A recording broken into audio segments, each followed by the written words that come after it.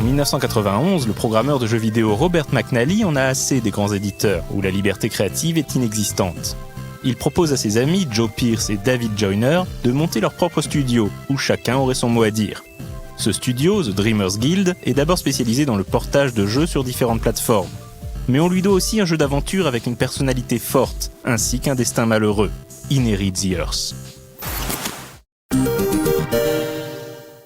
We see the sky, we see the land, we see the water, and we wonder, are we the only ones? Dès son introduction, Inherit the Earth se dévoile un monde dont l'humanité a disparu.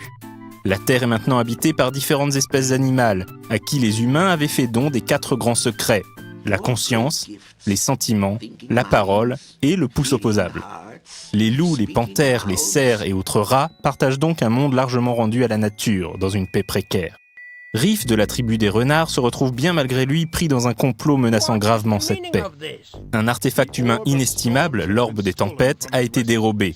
Celui-ci a le pouvoir de prédire le climat et assure donc la fertilité des récoltes. En raison des préjugés sur sa tribu, Riff est un bouc émissaire tout désigné et se retrouve accusé du vol. Il aura une lune pour retrouver l'orbe, prouver son innocence et peut-être éviter une guerre. Et toute sa ruse de renard ne sera pas de trop. Pour retrouver la piste du véritable voleur, il devra se faire des alliés des tribus ennemies et peut-être apporter un début de réponse à la grande question d'Inherit the Earth, qu'est-il arrivé à l'humanité ? Inherit the Earth est un jeu d'aventure point and click, genre populaire sur ordinateur dans les années 90. Son interface rappelle les standards du genre tels que The Secret of Monkey Island. Une liste de mots-clés et un inventaire permettent d'interagir avec un monde vaste au graphisme très agréable.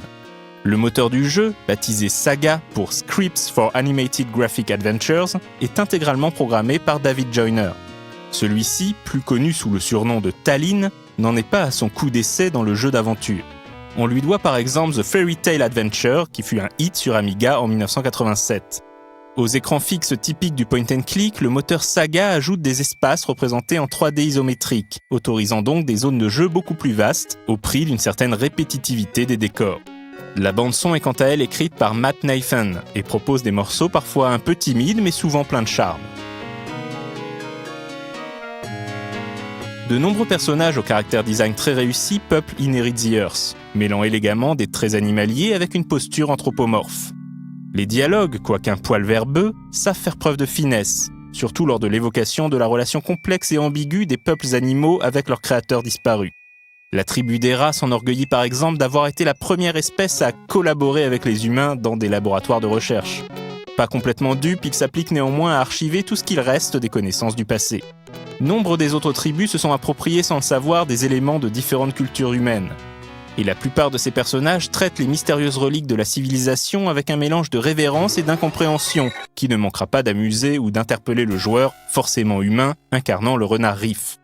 Inherit the Earth utilise donc avec adresse ce procédé connu depuis Ésope, utiliser des animaux pour présenter à l'humanité ce qui n'est finalement que son propre reflet. Si la version PC ne comporte initialement de voix que lors de son introduction, une version CD au dialogue intégralement doublé et très convaincant sort peu après. Une traduction en allemand est également confiée à la société Softgold, sans que The Dreamers Guild ait d'ailleurs leur mot à dire. Aucune version française ne verra officiellement le jour.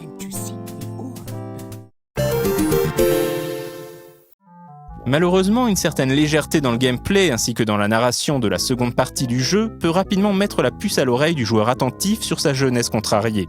En effet, malgré l'ambition des thèmes explorés dans Inherit the Earth, leur implémentation dans le médium du jeu vidéo tourne court.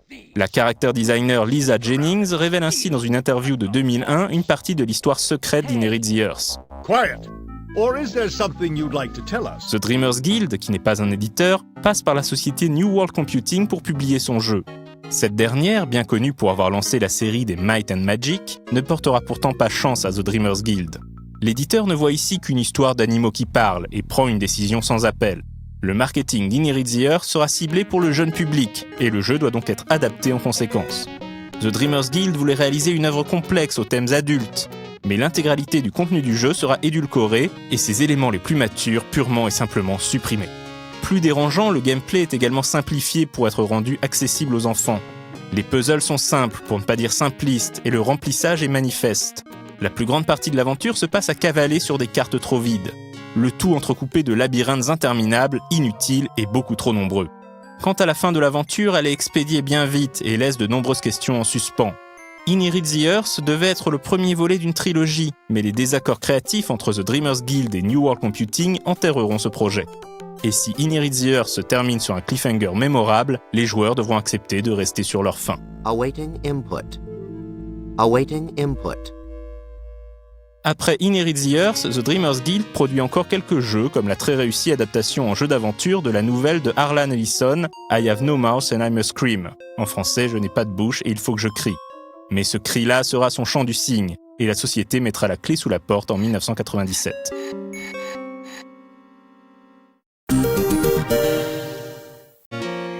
L'histoire d'Inherit the Earth aurait pu s'arrêter là.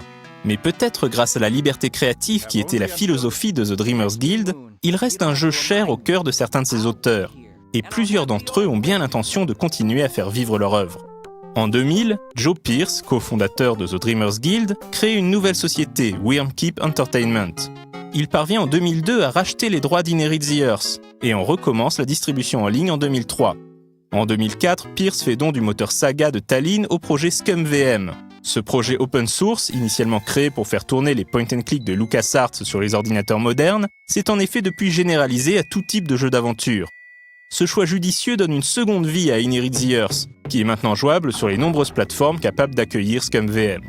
Il est d'ailleurs au catalogue de Good Old Games depuis 2013. Ce portage sur un moteur open source ouvre également de nouvelles possibilités.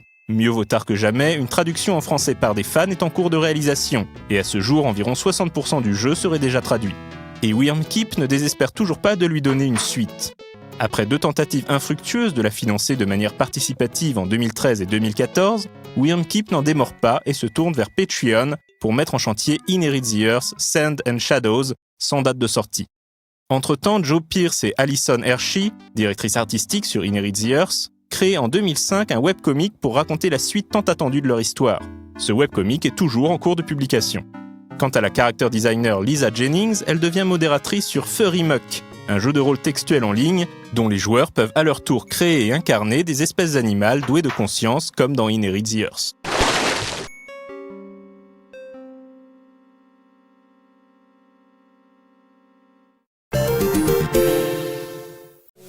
Si Inherit the Earth n'a pas laissé une empreinte profonde, son univers n'en fait pas moins une œuvre marquante, autant par ses thèmes que par ses ambitions inachevées.